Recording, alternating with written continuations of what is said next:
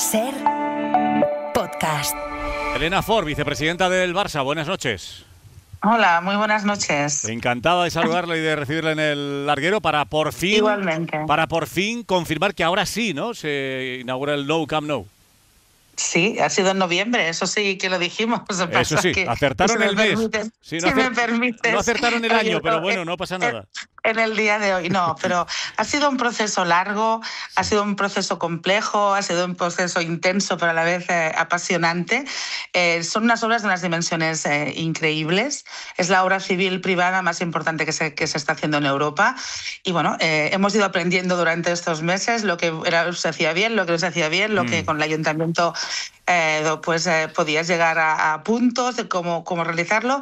Y sí, evidentemente, pues muchos factores nos han llevado a ir más allá de lo que habíamos previsto inicialmente, pero lo importante creo que es poder decir que volvemos y que ya volvemos efectivamente y que podremos disfrutar de este campo que aún, por cierto, le queda mucho trabajo por delante y que estamos un poco en la fase media, aún nos queda tiempo. Todavía estamos a medias de ese aforo completo que se verá pues con el tiempo, pero de momento ya se puede abrir con 45.000 espectadores. Lo primero, enhorabuena, que es una grandísima noticia para el Barça y para el fútbol español y para los aficionados culés especialmente.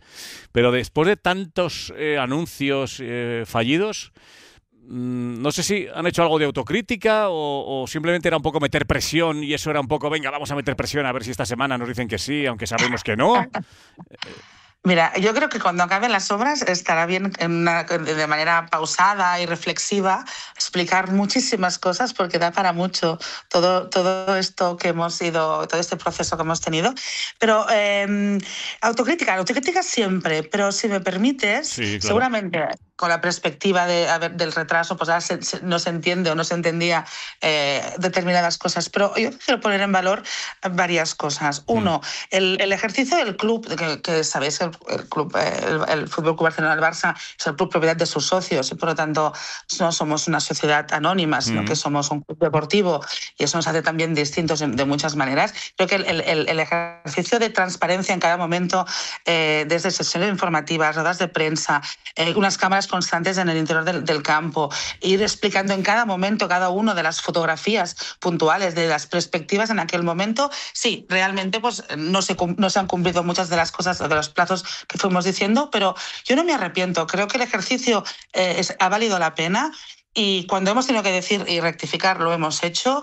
Y yo, a pesar de no haber acertado seguramente, como es evidente, pues las determinadas fechas, prefiero poner en valor ese ejercicio y te lo digo yo, que además he sido la que he ido dando la cara y dando las fechas muchas veces. Sí. ¿No? También, bueno, el 25 de junio estuvo usted aquí en el larguero para decirnos que el 10 de agosto se inauguraba el estadio con el Gamper, ¿no? Sí. Yo creo que también quiero decir que cuando nosotros decíamos una cosa es porque en aquel momento teníamos esa información o esa fotografía concreta que después se ha modificado porque una cosa puede hacer modificar muchísimas y cambiar los hechos finales, pero insisto que hemos hecho lo que teníamos que hacer para proteger y garantizar los derechos del Barça y además con un convencimiento claro de que lo que teníamos que es reportar a nuestros socios a unas sabiendas de que podía ser que en algún momento no cumpliéramos. No sé si en algún momento ha llegado el Fútbol Club Barcelona a, no digo molestarse, pero ¿cree que en el ayuntamiento, desde el Ayuntamiento de Barcelona, les deberían haber dado antes esos permisos para poder abrir? No, yo creo que se ha hablado mucho de esta supuesta mala relación, ¿no? Ha sido un proceso muy complejo. El Ayuntamiento de Barcelona ha hecho lo que tenía que hacer, que es aplicar las normativas de forma estricta. Estamos hablando de que la seguridad está por encima de todo. Claro. Así que en determinados momentos... Que eso está muy bien decirlo ahora, pero ustedes decían una fecha y el Ayuntamiento decía al día siguiente que no. Volvían ustedes a la carga con otra fecha y el Ayuntamiento decía que no. Por eso nadie entendía esa... Eso fue un poco al final, porque realmente habían obras que estaban hechas, pero habían a veces el no permiso inicialmente en la primera fase que obtuvimos, que sabéis que hicimos diferentes fases, a veces se debía a que los planos no estaban aún ajustados a algunas modificaciones físicas que se habían hecho. Por lo tanto, era un proceso muy complejo esa primera fase que sí que nos tuvo más allí en vilo para tenerlo todo perfecto documentalmente, físicamente, materialmente. Hemos aprendido y esta segunda ha ido bastante más rápida y mucho más ligera, pero con el Ayuntamiento ha sido un trabajo de meses, de día a día, de de visitas constantes, de trabajar conjuntamente. Yo, cada vez que he podido hacerlo, les he dado las gracias públicamente. No era fácil para ellos, no era fácil para nosotros, pero hemos ido aprendiendo. Bueno, por cierto, más preguntas sobre el partido en sí, en el que no van a poder estar aficionados del Athletic, ¿no? ¿Es así? Del Athletic Club de Bilbao. Sí, estamos en obras. Es decir, podemos volver, sí, pero no estamos finalizados, por tanto hay una serie de inconvenientes y cuestiones que afectan por la existencia de unas obras en funcionamiento, y por lo tanto la afición contraria, de momento tenemos esa situación. ¿Pero solo para este partido? Y ahora mismo no sé cómo podemos solucionarlo ni cuándo. Eso sí que no te lo puedo decir. Pero bueno, intentaremos que sea lo antes posible. Evidentemente hay recorridos de evacuación que con obras y materiales de obras son complicados, y por lo tanto por encima de todo está la seguridad, y es lo que tenemos que proteger. Por cierto, las entradas no son baratas, ¿eh? De 199 la más barata a 589 la más cara, ¿eh? No.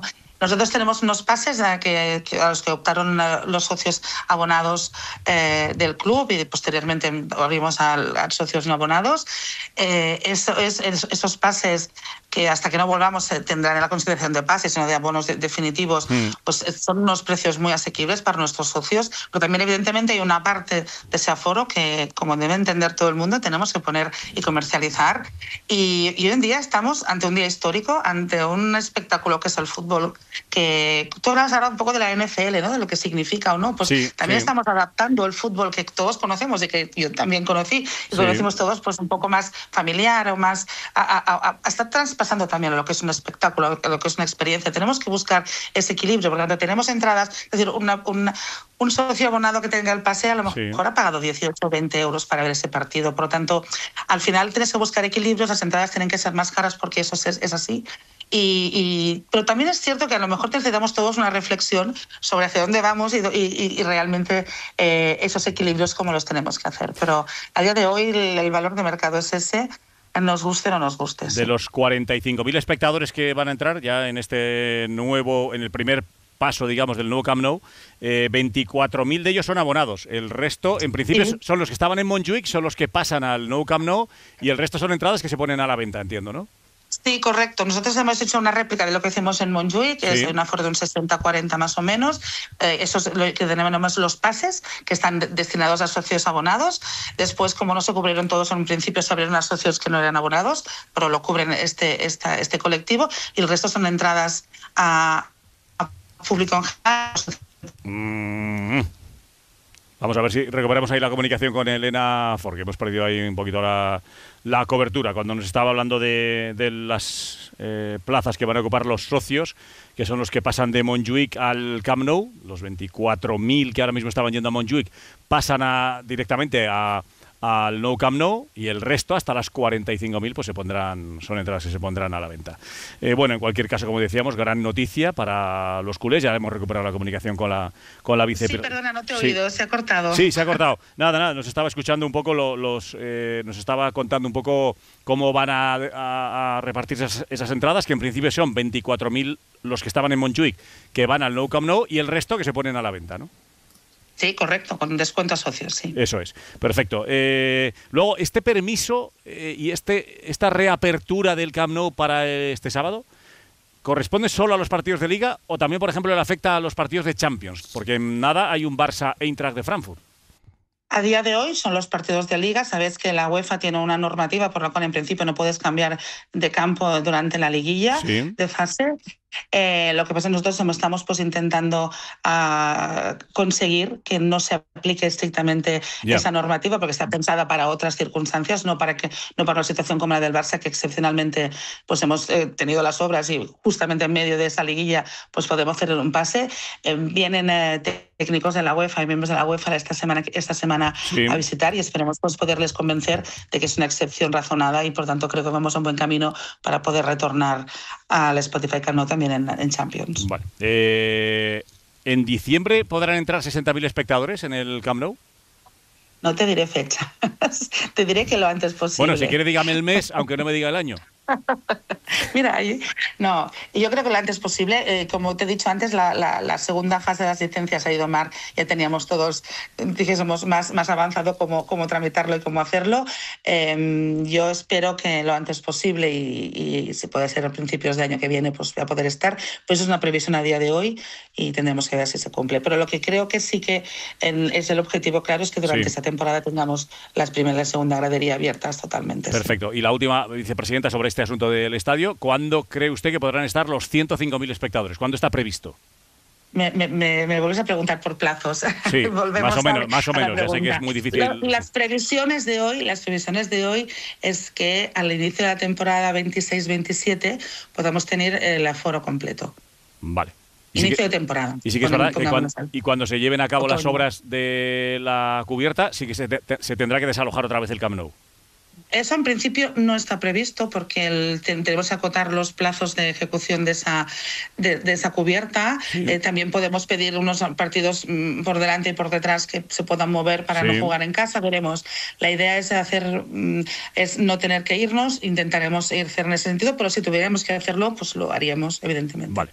Y ya, aprovechando que nos atiende amablemente, le hago 3 preguntas que también son muy de actualidad estos días. Lo de la visita sorpresa de Leo Messi al Camp Nou.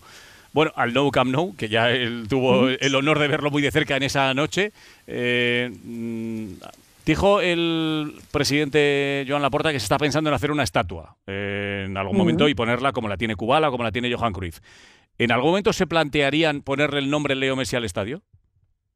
Mira, yo creo que hay una tradición en el barcelonismo de intentar no personificar demasiado las instalaciones en los espacios, con alguna excepción. Sí que es cierto que el Johan Cruyff, por ejemplo, el estadio pequeño, sí que se llama Johan Cruyff, pero ya en su día hasta hubo un intento de poner el nombre de Gamper, que es el fundador, y la propia masa barcelonista no lo aceptó. Yo creo que hay muchas maneras de hacer homenajes. Y si lo propusiesen a la masa, si se lo propusiesen a la masa culé y la masa culé dijese que sí, que les parece bien, ¿lo harían? Bueno, eso es evidente que es soberana y por lo tanto, pues si en su día se da que se tiene que votar, pues se haría. Pero yo creo que hay muchas maneras y quizás hasta mejores maneras de hacer un homenaje. Y le quería preguntar por Lamine Yamal y por las relaciones con la Federación Española de Fútbol, de lo que se ha hablado mucho en los últimos días.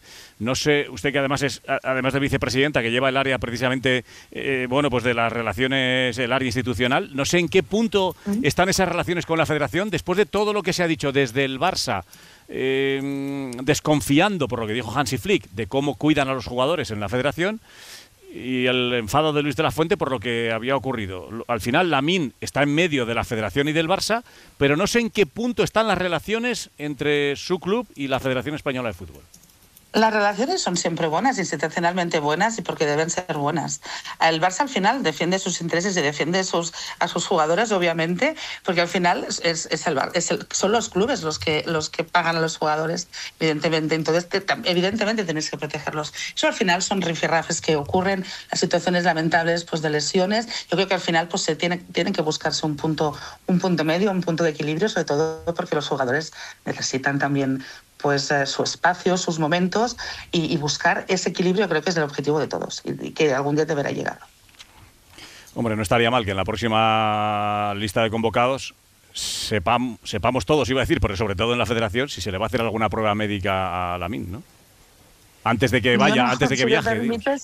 No entraré. Creo que el Barça ya ha manifestado en ese sentido todo lo que tenía que manifestar y no creo que ahora ese momento de polémicas. Sobre todo que el jugador esté bien, que pueda jugar y en este caso con el Barça ganar muchos títulos. Eso también es lo más importante. Y Adrià Soldevila le hace la última desde Barcelona. Adrià. Venga, vale, pregunto. Mira, simplemente preguntarle por las elecciones, porque son este próximo 2026... Entre marzo y junio tienen que celebrarse. El otro día el presidente dijo que a lo mejor antes de unas posibles semifinales de la Champions, para no incomodar al primer equipo, pues estaría bien hacerlo.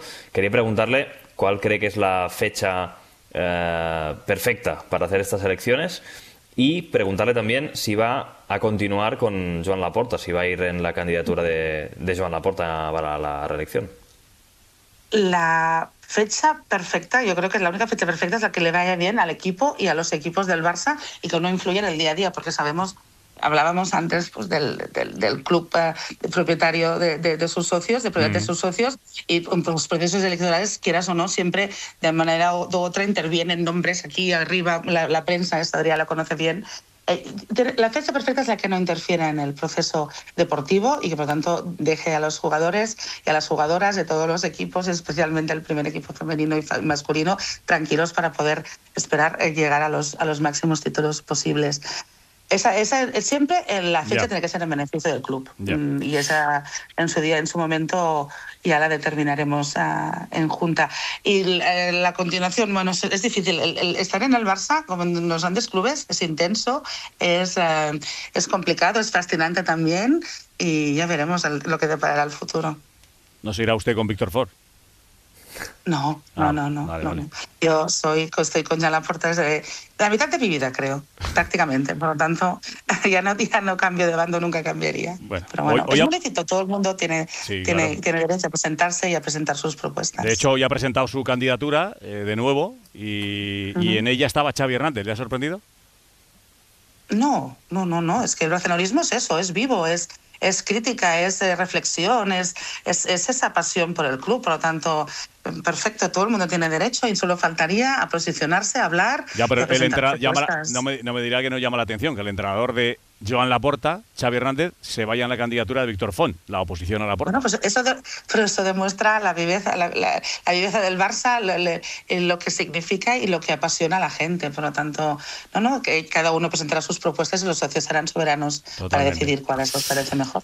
Pues nada, le agradezco mucho sus respuestas, Elena Fort, vicepresidenta del Barça, y nada, veremos a ver cuándo acaba ese Camp Nou, que me imagino que estará preparado para competir con el Bernabéu, entre otras cosas, por la final del Mundial 2030, ¿no? Porque el Bernabéu ha estado ahora muy bien posicionado con ese partido de la NFL y el Camp Nou aspirará también a organizar la final del Mundial 2030, ¿no? Si me permites, que yo lo que considero es que será el mejor campo del mundo, pues evidentemente aspirará a tener el mejor espectáculo futbolístico del mundo. Qué bonita sería una final 2030 aquí, por lo menos aquí, porque ya sabéis que Marruecos quiere que sea en Casablanca. Si es en el Bernabéu o en el Camp Nou, sería una gran noticia para nuestro país. Vicepresidenta, gracias y enhorabuena. Gracias, buenas noches. Buenas noches, gracias. Hasta luego. Un abrazo. Para no perderte ningún episodio, síguenos en la aplicación o la web de la SER, Podium Podcast o tu plataforma de audio favorita.